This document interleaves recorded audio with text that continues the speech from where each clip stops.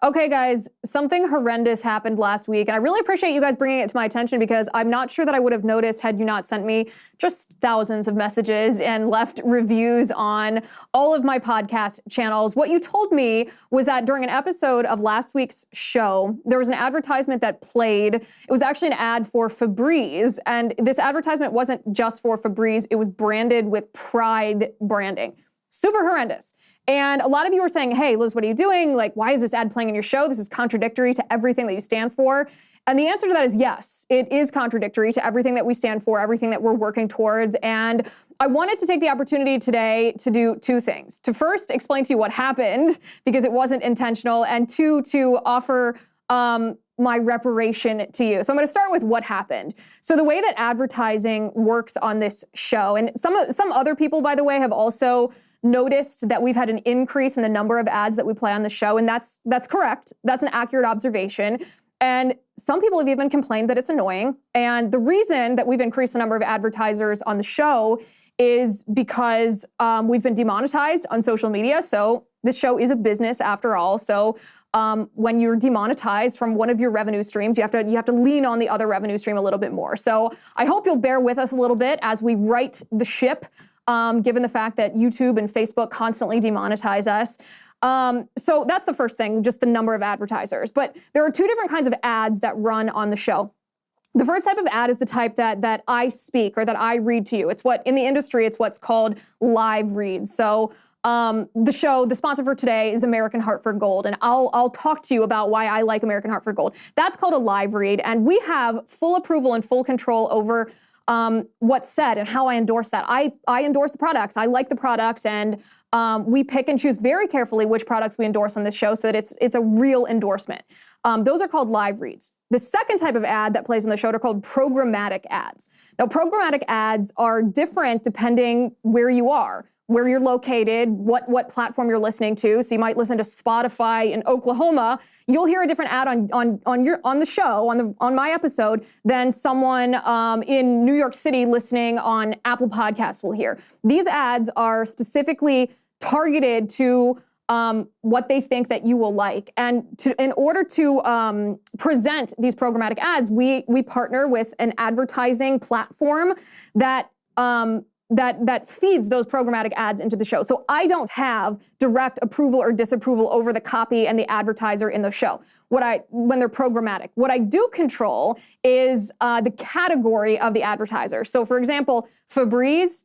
Yeah, Febreze, what's the problem with Febreze, right? It's a household cleaning product or a freshness spray or whatever it is. That's great, that's fine. What I wouldn't approve is, and we've actually gotten this request on the show before, what I wouldn't approve is like a sex toy manufacturer, right? There are things that are like moral, immoral that I approve versus don't approve. What we can't always foresee, unfortunately, is when an advertiser in a category, a completely innocuous category like a household goods product, a spray that's supposed to freshen your couch, also wants to add a queerness agenda to their advertising, right? So you and me both sitting here like, are you kidding me? This was on my show after all the effort, all the work, all the investment that we put into this show to fight against queer theory. This is what plays on the show. So I share your frustration. It wasn't intentional.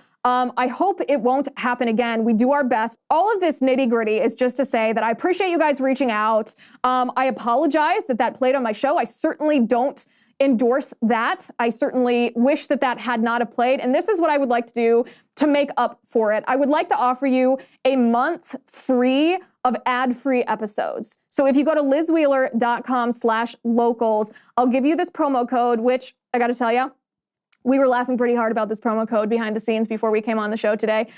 If you use promo code PRIDE, then you can get 1 month free on the Liz Wheeler Show community on Locals, where ad-free episodes, we post the ad-free version every single day. So lizwheeler.com/locals, use promo code PRIDE, and you won't have to hear another ad for an entire month. Again, I totally feel your frustration. I apologize that played on my show. I do not endorse, I hardly even need to say I do not endorse the Pride agenda, but that's sort of the backstory of how that got placed in the show. So go to lizwheeler.com/locals, use promo code PRIDE to get 1 month of ad-free episodes from me to you. I appreciate everybody who watches this show, and I think that you will enjoy the Liz Wheeler Show community as well. So lizwheelershow.com/locals. Okay, speaking of our sponsors, one of my favorite sponsors of the show is American Hartford Gold. And today I don't mean to sound doom and gloom, but I do feel like we are on the brink of a massive financial crisis. First, we had Silicon Valley Bank collapse, then Signature Bank collapse, then First Republic Bank collapse. And meanwhile, our Treasury Secretary, Janet Yellen, actually admitted to us that the FDIC and the Fed are going to pick and choose which banks to rescue and I guess which not to rescue based essentially on wokeness. So my question, of course, is my money really safe in this system? And I'll be honest and tell you, I don't feel confident that it is. That's why I highly recommend you do what I did, call the only precious metals dealer that I trust, American Hartford Gold.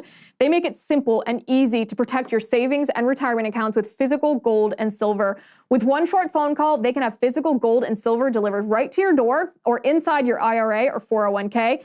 If you call them right now, they will give you up to $1,500 of free silver on your first order. So don't wait. Call them right now. Call 866-781-7499. That's 866-781-7499 or text Liz to 65532.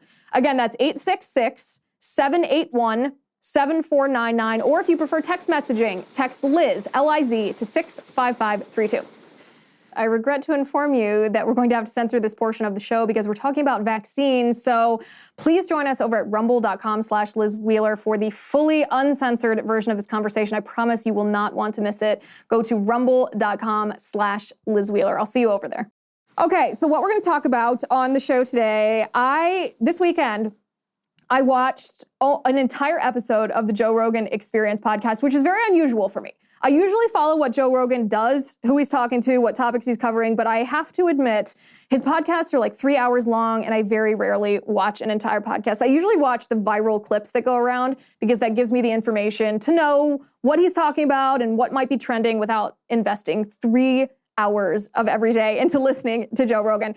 Well, this weekend was the exception. I listened to the entire episode of Joe Rogan interviewing Robert Kennedy Jr. Yes, RFK Jr., who's running he's running in the Democratic primary for president of the United States. He's challenging Joe Biden. He's got like 20% if you poll Democrats, he's got like 20% support in the Democratic primary, which is bananas because he's facing an incumbent. Usually in a primary where a sitting president is running for re-election, you do have a few people, usually people that don't have much name recognition, try to challenge that president in the primary, but they get like 0.1%, 0.5%, maybe 1% or something like that.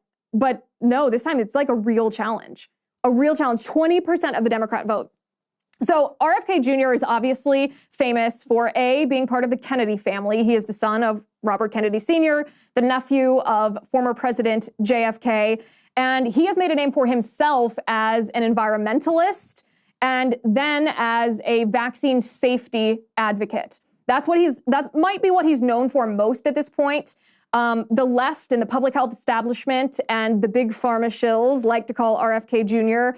An anti-vaxxer. It's basically their worst insult. RFK Jr. wrote the book, The Real Anthony Fauci, which we talked about on this show probably a year and a half ago. I think I read it in January of 2022 is when I think I read that book in its entirety. Super long, like 900 pages. It took me the entire month to read that book.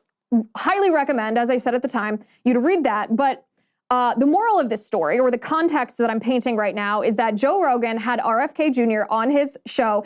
And the first thing Rogan said to him was, listen, when you are on other people's shows, because RFK is he's making the podcast rounds right now. Rogan said, when you're on other people's shows, something I've noticed is that other people cut you off before you have made your point.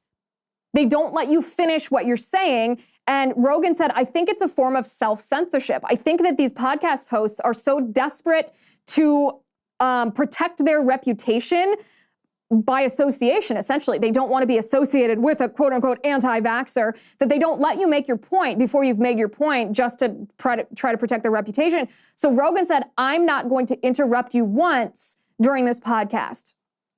And he did not. He did not. He let RFK Jr. speak. And I got to tell you, I highly, highly recommend you go over to Spotify, Rogan's exclusive to Spotify, and listen to that episode. It's so good. So good. He talks about Well, he talks about vaccines. He talks about the science behind vaccines. And maybe the most interesting part, Rogan asked him, how did you even get into this particular field? Like, you're not in medicine, you're not a scientist. How did you get into vaccine safety? And RFK Jr. talks about when he realized that so-called scientists sometimes don't know what they're talking about. And I think you'll be surprised. It certainly surprised me because it's not your typical story of how his eyes were open to the fact that it's okay for us, everyday men and women, to question the narrative coming from the public health establishment, from doctors, or from big pharma. So all of this to say, I was not the only one that was obsessed with this interview. A lot of people were. It's been trending all over Twitter for multiple days now. And the response from the medical community, or the public health community, I should say, that's actually what I want to talk about right here. I was talking to my producer right before the show, and I was like, what's interesting is if you look on Google Trends or you look on YouTube Trends, people are actually interested in talking about vaccines, not just the COVID vaccine. People are interested in talking about all the vaccines, but even though almost everyone is interested in the conversation, and you can see this by how it trends on Google searches and YouTube searches, it often doesn't spill out into the general discussion. It doesn't spill out into a trending topic on a public platform, meaning on Twitter, people aren't tweeting about it the same way, or on television, or even on podcasts, because people are afraid to talk about it. But even if they're afraid to talk about it, people are very, very interested in it. This is the first time in a long time that I've seen the conversation about childhood vaccines spill outside of like mom communities or natural medicine communities or big pharma accountability communities. There are little niches here and there that talk about childhood vaccines. But thanks to Joe Rogan and thanks to RFK Jr., this spilled out into the general population. And the response from big pharma, from the so-called public health establishment, and from quote unquote scientists and doctors who study vaccinology, the reaction has been extremely telling. Joe Rogan had actually interviewed a doctor, a vaccinologist named Peter Hotez. Peter Hotez is supposedly one of the leading experts in vaccinology. He's a researcher, a PhD, MD, who's just what I would call a militant pro-vaxxer. He'd interviewed Peter Hotez in a fairly positive way, although not entirely. And now, so they had a pre-existing relationship is the point of that. And after Joe Rogan had RFK on his show this past week, Peter Hotez starts attacking Joe Rogan on Twitter. I'm going to show you that in just a second. But first, I want to talk to you about bank on yourself. My question is, do you really have control of your retirement money? If you've got a 401k or an IRA or a similar retirement plan, the government actually controls it. They decide how much you can borrow and when you must pay it back, and you'll owe taxes and penalties for taking money out too soon or waiting too long, even though it's your money. And thanks to our skyrocketing national debt and a Congress that continues to spend like a drunken sailor, who knows how much you'll have to pay in taxes during a retirement that could last 30 years. Let me tell you, bank on yourself is a better way to grow and protect your hard-earned money. This retirement plan alternative has never had a losing year in over 160 years. You are in control. You get access to your money for any purpose with no questions asked and without government penalties or restrictions on how much income you can take or when you can take it. Try doing that with a 401k or IRA. You can't. Bank on yourself is just a better way. Now you can get a free report with all the details on how the Bank on Yourself strategy adds guarantees, predictability, tax savings, and control to your financial plan. Go to bankonyourself.com/Liz. That's bankonyourself.com/Liz. This controversy that erupted over the weekend after Joe Rogan had RFK Jr. on his show. Peter Hotez, this vaccinologist, and I'm going to bring this tweet up. So Joe Rogan responds to this because Peter Hotez is not asking to debate. He's not even making an argument that he's correct. He's asking Spotify to censor Joe Rogan so that nobody can hear what RFK Jr. is saying. Like, of all the cowardly, intellectually narrow viewpoints to take, this just takes the cake. Joe Rogan responds and says, Peter, if you claim what RFK Jr. is saying is quote unquote misinformation, I am offering you $100,000 to the charity of your choice if you're willing to debate him on my show with no time limit. Which is just, that was sort of the tweet that set it all off. So at this point, Hotez essentially doesn't respond. He says, he said something like, you have my email address and my phone number, Joe. We can work this out privately. And I'm paraphrasing now, but Joe Rogan was like, no, I'm saying this publicly because you publicly attacked my show, and I want the public to understand that you're not willing to come on and actually debate what you believe. And then Elon Musk jumps into it and says maybe that's because he knows that he's wrong, so he doesn't want to debate because he knows he'll be proven wrong. And then other people started chiming in, offering more than $100,000. I have a list here of everybody who has offered. Right now, this charity debate pot, how much money Peter Hotez can give to a charity of his choice, is resting at $1.5 million. So we had Andrew Tate offer $500,000. We had Nick Mulaji add $250,000. Bill Ackman added $150,000. Of course, Joe Rogan had $150,000. Patrick Bet-David added another $100,000. Steve Kirsch added another $100,000. Tim Pool added another $100,000. And that's just some of us. That's not even the complete list here. A lot of people want to hear Peter Hotez, who publicly called for Spotify to censor Joe Rogan because RFK was on the show. A lot of people want to hear Peter Hotez make your case. Come and debate the guy that you say is spreading misinformation. Isn't the best antidote to so-called misinformation more information? And Peter Hotez won't do it. He claims that he's being abused. He claims that he's being harassed. And then finally, he claims, and I want to bring this tweet up as well. Finally, Joe Rogan posts a screenshot of a tweet that Peter Hotez had tweeted from back at the beginning of May, on May 9th, 2023. Peter Hotez had tweeted, "I'm quite concerned about the Elon Tucker link." Then fold in Rogan and RFK Jr., and it becomes a pretty formidable coalition with neo-fascist leanings. And there we have the real issue here, is that Hotez and these other vaccine experts don't want us to question them. And if we do, they accuse us of being neo-fascists.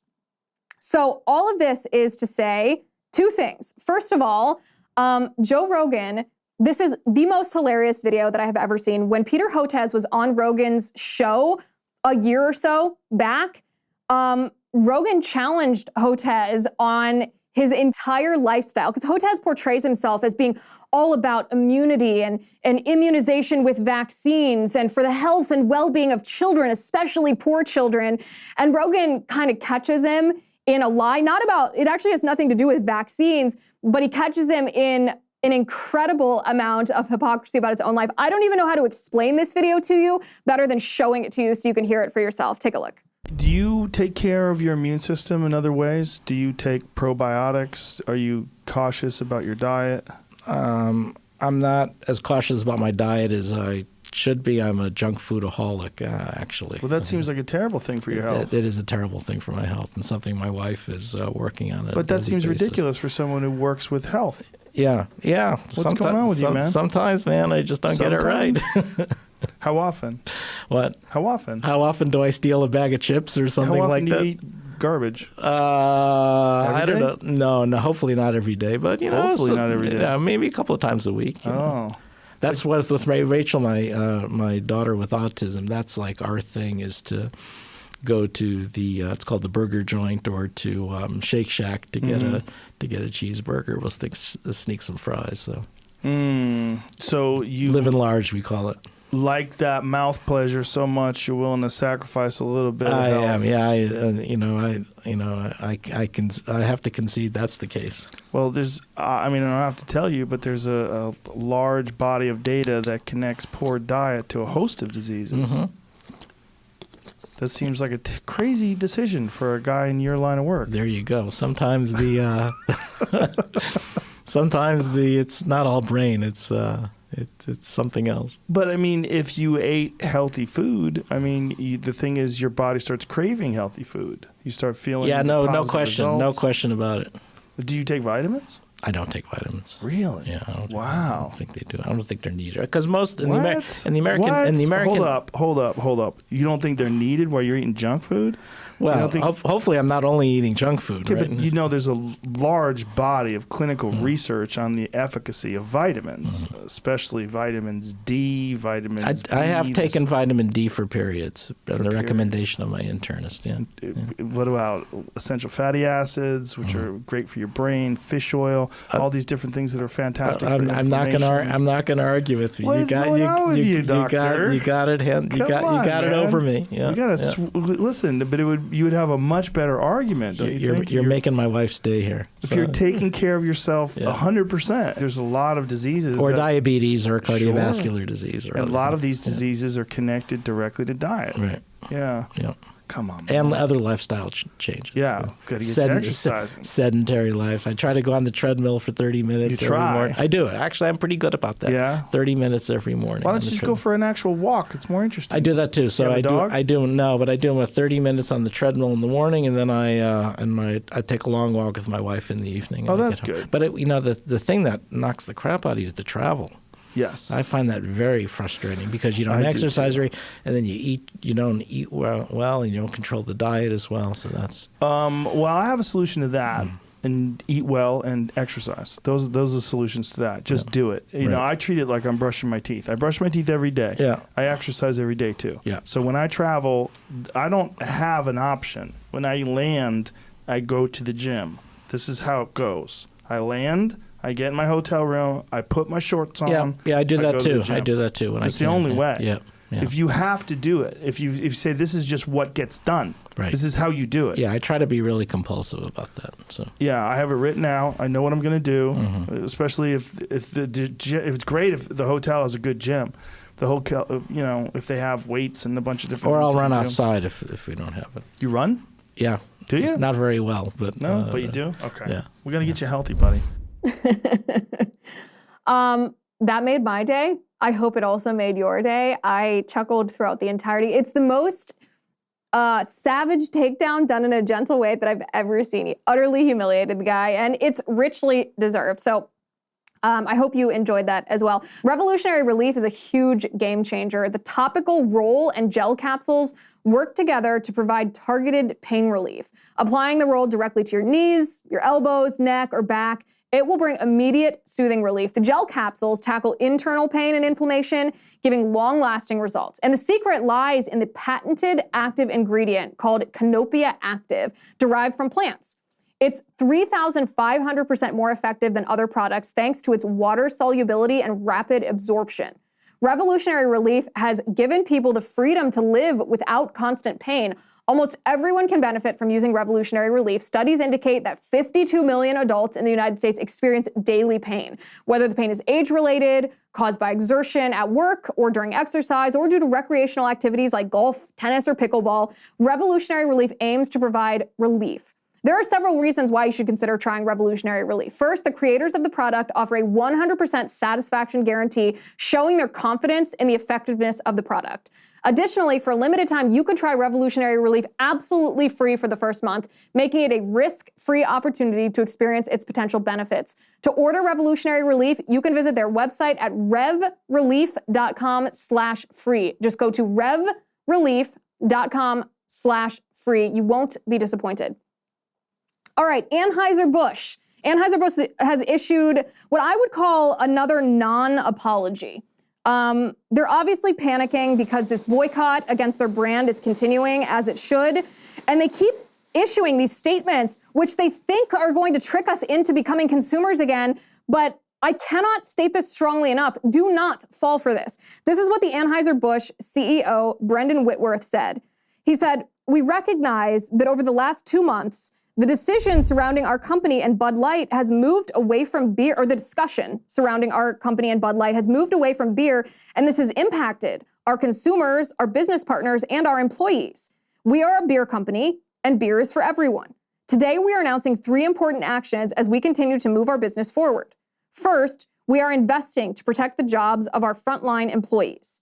Secondly, we are providing financial assistance to our independent wholesalers to help them support their employees. Third, To all our valued customers, we hear you. Our summer advertising launches next week, and you can look forward to Bud Light reinforcing what you've always loved about our brand, that it's easy to drink and easy to enjoy. As we move forward, we will focus on what we do best, brewing great beer and earning our place in moments that matter to you. Here's to a future with more cheers, Brandon Whitworth. Now, some conservatives are saying, oh, okay, look, they're gonna launch an advertising campaign that kind of gets back to their core values. And my response to that is no. Do not fall for this. This is not an apology. This is not reversing course in any way, shape, or form. In fact, they don't hear us. He says, we hear you. And he says that in a very patronizing way, in a very condescending way. And the reason that I know that it's patronizing and condescending is because if he actually heard our concerns about hiring Dylan Mulvaney as their spokesperson, propagating the transgender ideology, then he would apologize for it. He would apologize for it and he would retract it. He would say, we regret that. We will never do it again. And we disavow that ideology. But he's not doing that because he doesn't actually hear us. He doesn't agree with us. And they're just trying to wait us out. It's a game of chicken right now to see who will falter first. They're hoping that we lose steam. They're hoping that we lose interest. They're hoping that they can just wait. And if they pander to us enough with patriotic themed ads, we'll think that they're on our side again and we'll go back to drinking their product. Do not fall for it until and unless they apologize directly for what they did. Bud Light should be dead to us. The LA Dodgers finally actually hosted their Pride Night. Yes, this has been about a month coming since they announced that they would honor this satanic drag group that call themselves the Sisters of Perpetual Indulgence. They dress up in drag as sexualized versions of nuns, these grown men too, mocking Catholics and Christians. And in the name of pride, the Dodgers honored them. Well, it finally happened despite all the protests. And I'd like to show a video first of the actual ceremony, if you will, where these drag queens were honored. If we can play this video. This is element number 6. So this, on the field there, right at the edge of the grass, you can see 2 of these Sisters of Perpetual Indulgence, these drag nuns in drag. You'll notice that the rest of the stadium is empty. Now, the corporate media, if you Google this or anything, you'll get all kinds of fact checks that say, you know what, this stadium wasn't actually empty. This game was highly attended. And yes, that's actually true, and we'll address that in a moment. But the important thing about this video is this shows how terrified the LA Dodgers are because they did their ceremony honoring this drag group an hour before the first pitch, before anybody had showed up. Why did they do that? Because they were worried about the reaction of people that were in the stands. They were afraid of consumers of their product, and yet they were also too afraid to disavow the Sisters of Perpetual Indulgence. So the mainstream media might be trying to distract you by saying, oh, that's a misleading video because, you know, the stands did fill up. And yeah, that's true. But the fact of the matter is the Dodgers did this at a time when no one was in the stands, and they did that intentionally. That's the pivotal part of this story. Outside of the venue, this is what the counter-protest. This was Catholics and Christians protesting this blasphemy and protesting the Dodgers honoring this blasphemy. You can see how many Catholics and Christians are outside. It's a beautiful sight to behold. Look at all those people. Look at all those people. Thousands of people showed up to protest against the hate and the bigotry of the LA Dodgers. And I gotta tell you, I am a little bit disappointed that more people didn't refuse to attend this Pride Night game. I wish that it had been an empty stadium the whole time. It wasn't. It's LA, so maybe they really tried to recruit people to show up. I don't know. I wish that it had been an empty stadium for the whole time, but what I will say is I was looking at data before we started the show, and last year for Pride Night, the Dodgers drew a crowd of 52,505 people. This year, for Pride Night, they drew 49,074 people. So they saw about a 7% drop in attendance, which isn't huge, but it's also not insignificant. And the data that I was really looking for that I could not find, if someone else can find this, that would be great. The data that I think would really be interesting is I don't think that the one-to-one comparison between Pride Night 2022 and Pride Night 2023 is an accurate comparison, because this year their Pride Night celebration also fell on Father's Day weekend. So the Father's Day weekend baseball game, I imagine, this is a speculation, I couldn't find hard numbers from the LA Dodgers from last year, but I would suspect that Father's Day weekend draws more people to the ballpark than your average game attendance, right? Because people go with their dads. Dads take their kids to the baseball game on Father's Day weekend. So I suspect that just comparing the attendance of Pride Night to an average game isn't a totally accurate comparison. My guess is that Father's Day usually has higher attendance. But like I said, I was looking for the data and I couldn't confirm that. But 7% decrease in attendance from Pride Night 2022 to 2023 isn't something to be dismissed, although I wish that it had been a little bit more than that. If I'm being perfectly honest. So also last week, this got lost in the shuffle a little bit over the weekend, but this is absolutely incredible reporting from Matt Walsh at the Daily Wire. He essentially exposed internal documents at Fox News, yes, Fox News, that are propagating queer theory, propagating the transgender ideology. The stuff is pretty horrendous. It's not just tolerance and inclusion and diversity, as bad as that is. This is actual indoctrination of their employees and really horrendous things. So I want to read you a couple of the tweets. He posted his expose, his investigative research on Twitter, and he said, "We've obtained internal documents from Fox News employees. Fox is celebrating Pride by encouraging employees to read about," and I'm sorry that this is graphic, but this is what he tweeted, just being verbatim here, "glory holes, supporting a group that gives sterilizing hormones to homeless youth, and deployed woke AI to monitor everyone." He goes on to say, let me bring up the exact tweet here. He goes, "Under the heading, support one another, Fox encourages their employees to donate to the Trevor Project, Ali Forney Center, and LA LGBT Center." He says the Trevor Project, which Fox says is devoted to helping LGBTQ young people, hosts a sexually explicit chat room that connects children as young as 13 years old with LGBT adults. The Ali Forney Center, Walsh writes, which Fox praises for rescuing homeless LGBT youth, appears to admit on Twitter and its website that it injects these homeless young people with cross-sex hormones, which are known to cause sterilization. The Los Angeles LGBT Center, which Fox calls unstoppable, has posted a video of a mother surprising her quote-unquote trans daughter with a child's first dose of hormones. YouTube removed the footage for terms of service violations, but a screenshot is still on Twitter.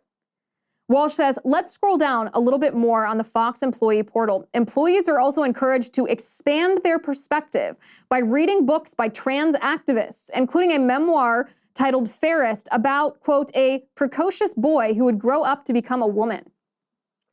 Matt Walsh says, the book contains information that's obviously important for Fox employees as they go about their duties at work. For example, an early scene explains what a glory hole is. And just so you know, I refuse to read that part out loud. You can go to Matt Walsh's Twitter thread and read it for yourself. It's extremely sexually graphic, very explicit, very disgusting. Fox News is promoting this to their employees, promoting it. He goes on to say, not all Fox employees are happy with this propaganda. That might be why last year, Fox experimented with a solution to monitor employees' commitment to DEI. It's an AI platform called Escalera, which tracks employees' commitment to the cult of DEI. Fox leadership told employees to sign up for Escalera so that the AI could help them, quote, engage in activities that will deepen their understanding of identity and explore more nuanced D&I concepts. How crazy is that? So they are tracking their employees to see if their web searches, I guess, I don't know, are in accordance with DEI. And then Walsh says, all of the woke indoctrination Fox pushes on its employees seems to have succeeded. Some Fox News employees are openly hostile to their audience.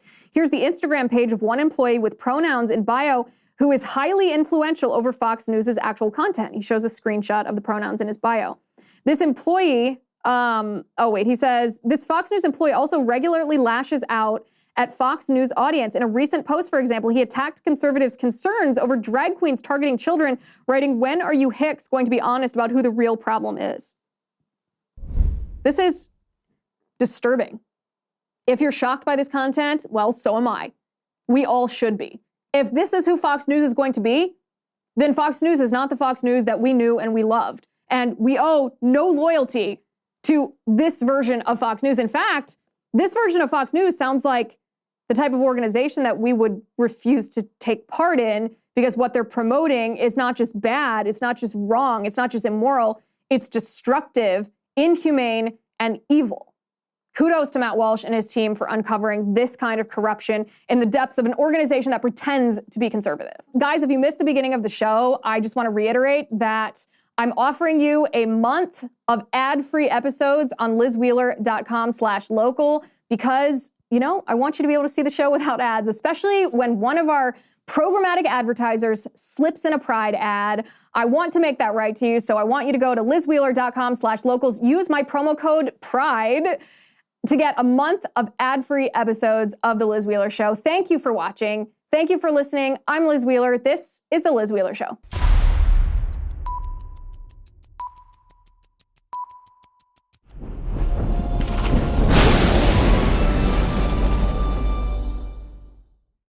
If you haven't already, give this video a thumbs up, hit the subscribe button below, and ring the bell to make sure you never miss a video.